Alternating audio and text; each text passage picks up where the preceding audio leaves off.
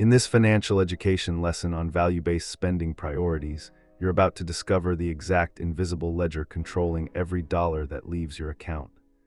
Most people think they have a budget problem, but wealthy minimalists know the real money leak isn't how much you spend, it's what you choose to value when you spend it.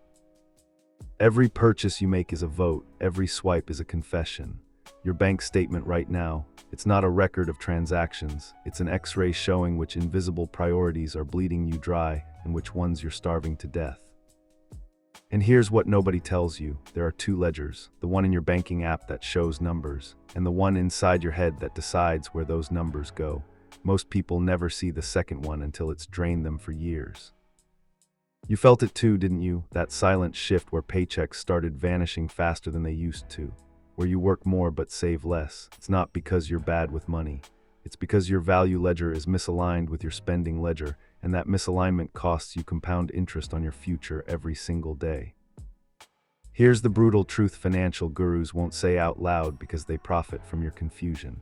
The budgeting industry wants you dependent on apps, courses, subscriptions. But ancient Stoic wisdom knew 2,000 years ago what modern consumer culture tries to bury.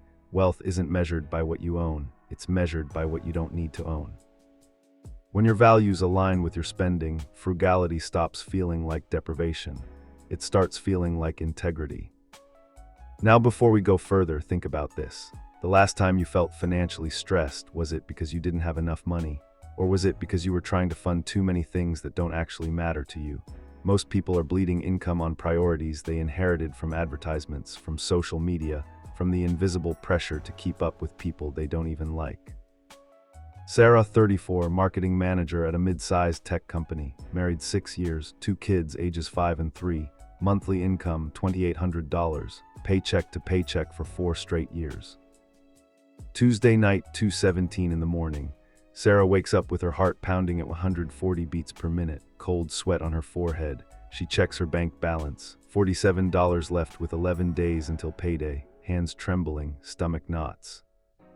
Literal thought, I'm 34 years old and I can't afford my daughter's birthday cake. She wasn't spending on luxury, no designer bags, no vacations, just life, or what society told her was life.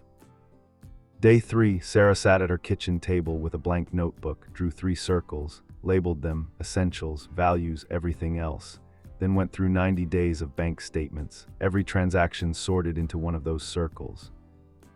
The results shocked her. Essentials, rent, utilities, basic food, insurance, $1,800 monthly. Her stated values, family time, health, education for the kids, less than $200 per month. Everything else, $800 disappearing into purchases she couldn't remember making 2 weeks later. Sarah didn't have a budget problem. She had a values problem. Her money was voting for a life she didn't even want to live. Here's where Stoic philosophy meets modern finance. Epictetus taught that wealth consists not in having great possessions, but in having few wants. Modern minimalists say the same thing. The less you need to be happy, the richer you become. When you value experiences over objects, frugality becomes natural, not painful, natural, because you're not giving up anything. You're just refusing to fund things that don't serve the person you're building. The formula wealthy minimalists use is brutally simple. Identify your top 3 financial priorities. Fund those first fully. Cut ruthlessly on everything else, not reduce, cut. If something doesn't align with your core values, it's not a maybe, it's a no. Sarah's 3 priorities: financial security for her family, quality time with her kids without stress, and personal growth. That was it. Everything she spent money on had to pass through that filter. Meal kit service that saved her 10 hours per week with the kids, aligned, kept it.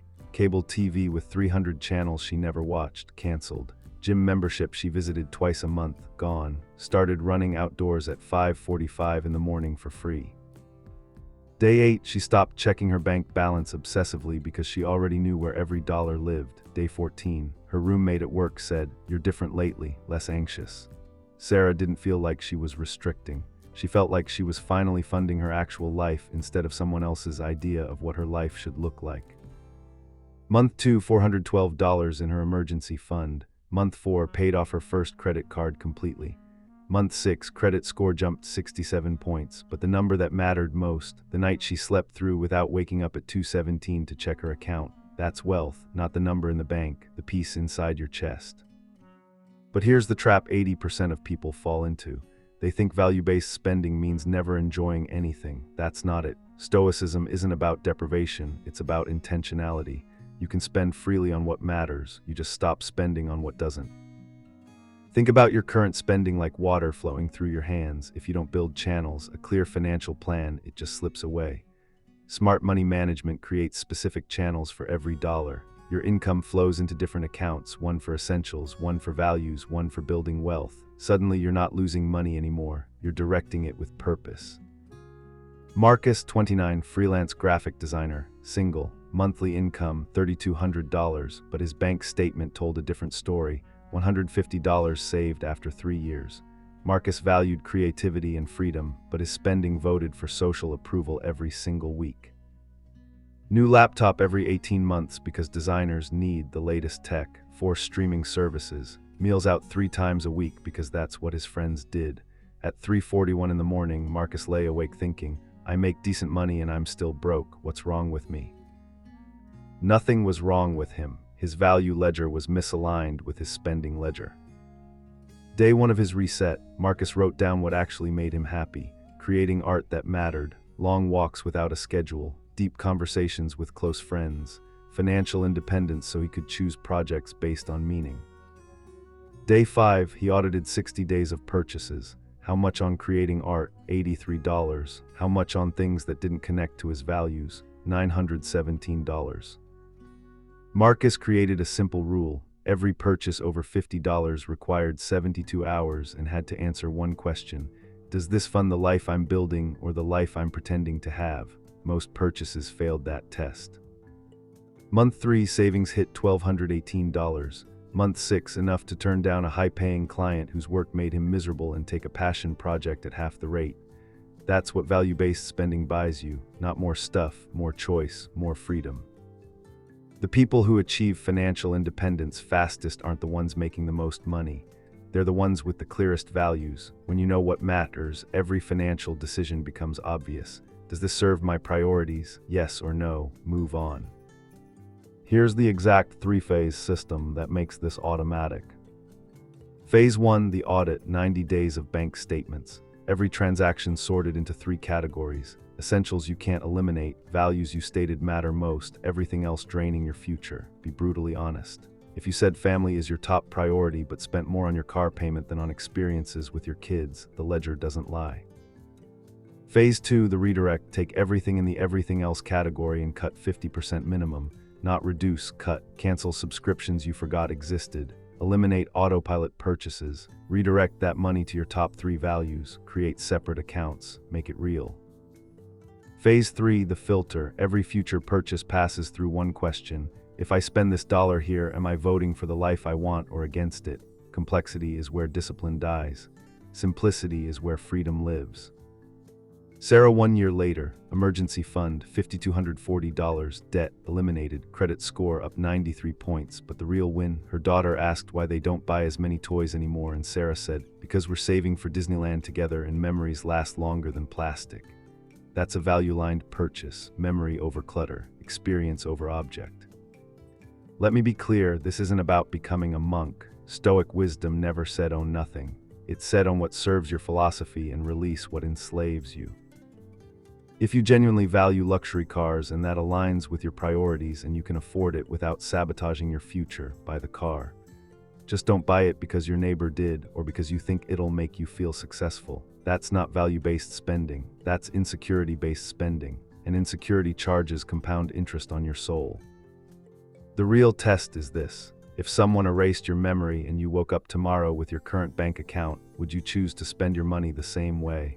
Or would you think, who was living this life? Most people are funding a stranger's priorities. Advertisements told them what to want. Social media showed them what to envy. Now they're working 60 hours a week to pay for a life they never consciously chose. That's the invisible weight, not debt itself. It's the misalignment, spending energy to fund values you don't hold. That's the exhaustion behind the exhaustion. When your value ledger matches your spending ledger, something profound happens. Frugality stops feeling hard. It starts feeling like integrity. Like your money is finally telling the truth about who you are. That alignment, when what you say, what you value, and what you fund all point the same direction, that's financial freedom. Not because you have $1 million, because you need less than you earn and what you do spend reflects what you actually care about. The Stoics called it ataraxia, tranquility of mind, same destination, different roads, same peace. So what does this mean for you? Tonight, not next Monday. Tonight you can draw 3 circles on paper, label them essentials, values, everything else, and start sorting your last 60 days of transactions. You don't need an app, you don't need a course, you just need honesty and a pen. Once you see the map of where your money actually goes, you'll know exactly what to cut and exactly what to protect. The character ledger balances when action replaces analysis, when your bank statement becomes a mirror reflecting who you're becoming, not who advertisers want you to be. Financial freedom isn't a number you reach someday, it's a feeling you create today.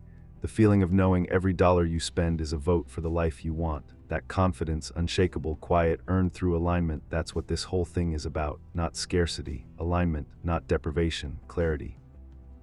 Sarah didn't become a financial guru. She became someone who sleeps without checking her balance at 2 in the morning. Marcus didn't become a millionaire. He became someone who can turn down work that drains him. That's wealth. Real, lasting, liberating wealth. The invisible ledger has been controlling your bank account your whole life. Time to make it visible. Time to take the pen back and start voting for yourself. If this changed how you think about money, let me know in the comments below. I read every single one. And if you want more financial education on building wealth through intentional spending in 2025, subscribe to the channel.